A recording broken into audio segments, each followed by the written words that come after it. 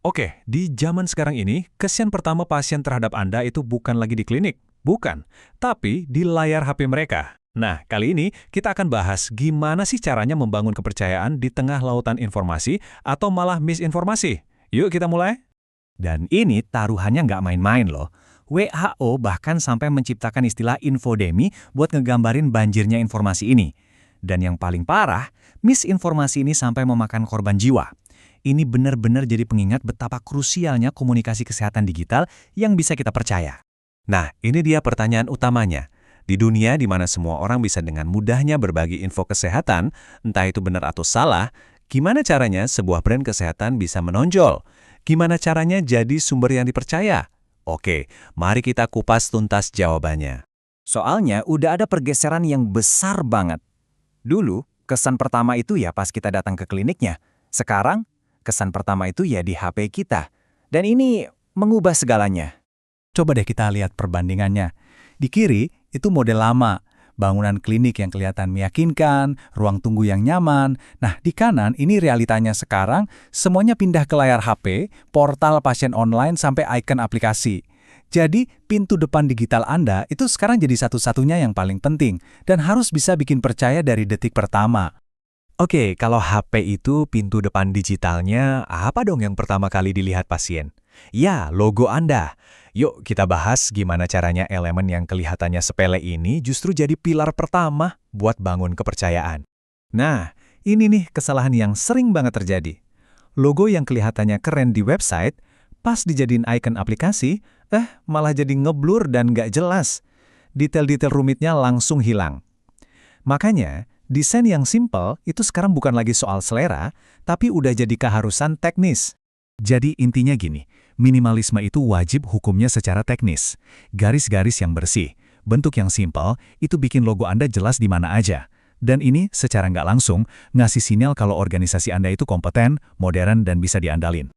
Logo Anda itu sebenarnya jadi semacam pengingat visual buat 3 pilar kepercayaan pasien. Pertama, kebaikan hati, artinya niatnya baik. Kedua, kompetensi alias kemampuannya emang ada. Dan ketiga, integritas yang berarti jujur dan transparan. Nah, desain yang bagus itu memperkuat semua fondasi ini. Oke, dari logo yang statis, sekarang kita pindah ke konten yang dinamis. Pilar kedua adalah video. Ini alat yang, ampuh banget buat bikin hal-hal rumit jadi gampang dimengerti. Dan pastinya buat ngebangun koneksi emosional. Coba lihat angka ini, 85%. Gede banget kan? Kira-kira apa ya artinya angka ini dalam konteks video kesehatan? Ternyata, 85% video di media sosial itu ditonton tanpa suara. Artinya apa? Kalau nggak ada caption atau teks, pesan penting Anda ya lewat gitu aja. Jadi aksesibilitas itu kunci banget biar informasi Anda beneran nyampe ke penonton. Makanya penting banget buat milih jenis video yang pas buat tujuan yang pas juga. Misalnya mau ngejelasin prosedur yang ribet, pakai aja video animasi. Mau bangun kepercayaan emosional, tunjukin testimoni pasien. Jadi tiap jenis video itu punya senjatanya masing-masing. Tentunya bikin konten yang bisa dipercaya itu nggak bisa asal-asalan. Coba lihat deh proses ini. Kanal YouTube Ina Health yang sukses itu pakai proses 6 langkah yang ketat banget dari mulai riset kelayakan sampai monitoring. Ini bisa jadi contoh bagus buat mastiin konten Anda itu nggak cuma menarik, tapi juga benar-benar kredibel. Nah, pilar terakhir ini soal interaksi. Soalnya, ngebangun kepercayaan itu bukan cuma soal ngomong ke audiens. Ini soal membangun komunitas dan terlibat dalam obrolan dua arah. Jadi ini percakapan, bukan monolog. Milih platform yang tepat itu krusial banget. Misalnya nih, TikTok yang isinya Gen Z itu cocok banget buat konten yang tren, lucu, dan bisa viral. Beda lagi sama Instagram Reels, yang lebih banyak milenialnya, ini lebih pas buat konten yang estetik dan bisa bangun loyalitas. Intinya, Anda harus jahit kontennya sesuai platformnya. Poin ini penting banget loh. Coba deh anggap manajemen komunitas itu kayak sikap ramah di sisi ranjang versi digital.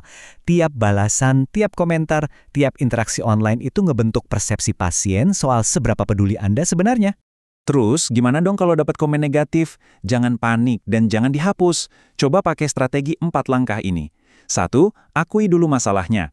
2. Coba pahami apa yang bikin mereka khawatir.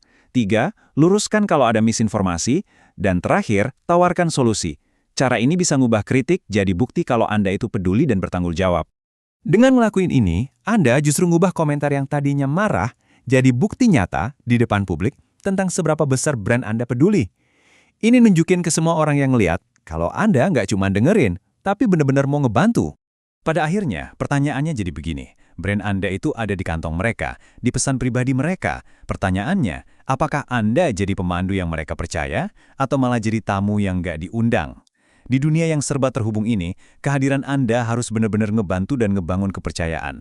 Pilihan ada di tangan Anda.